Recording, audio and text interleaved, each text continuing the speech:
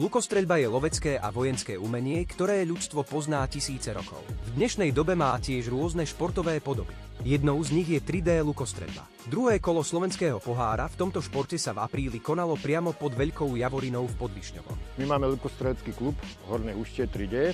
Organizujeme slovenský pohár. Na Slovensku je 8 kôl slovenského pohára, toto je jedno z nich.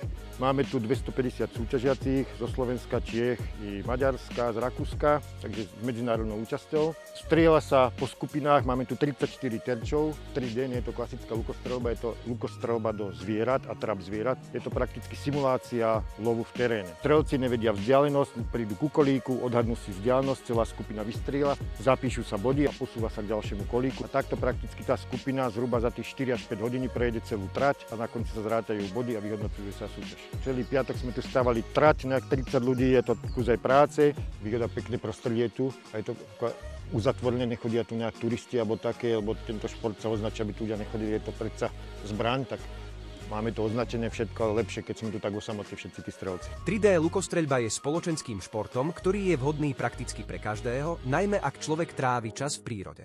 Trénuje sústredenie, presnosť a jemnosť v technike.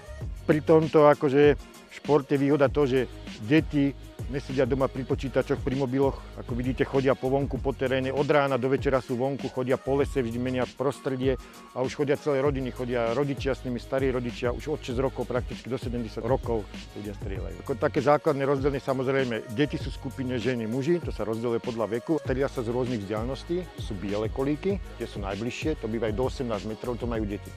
Potom sú modré kolíky, to strieľame luky tie reflexné, barbový, jazdecké longbovy, to býva do 27 metrov a červené kolíky sú najďalej, to sú kladkové luky, to je do 45 metrov.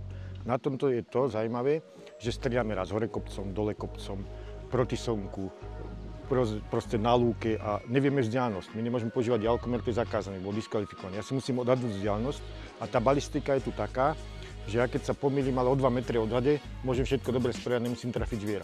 Takže tu je veľmi dôležité aj odhad mať, ešte nie len tú techniku. Členovia kopaničiarskeho lukostreleckého klubu Horné Húštie 3D okrem propagácie a organizácie súťaží tiež úspešne reprezentujú klub a Slovensko na domácej i medzinárodnej scéne. Boduje sa tak, že keď trafíme mimo, samozrejme 0 bodov, zviera hoci kde keď sa trafí, tak je 5 bodov. Potom je tu vyznačená zóna, kill zóna, prakticky smrteľná zóna. Tam, keď sa strelí, to je 8 bodov. Hej, to je tento šíp, tento aj tento dotyk. Keď sa trafilo sem, to je ako srdce 10 bodov a v strede presne 11 bodov. A tak sa zapisuje každý terč a ide sa k ďalšiemu terču a tak sa to na konci zráta. To je celé.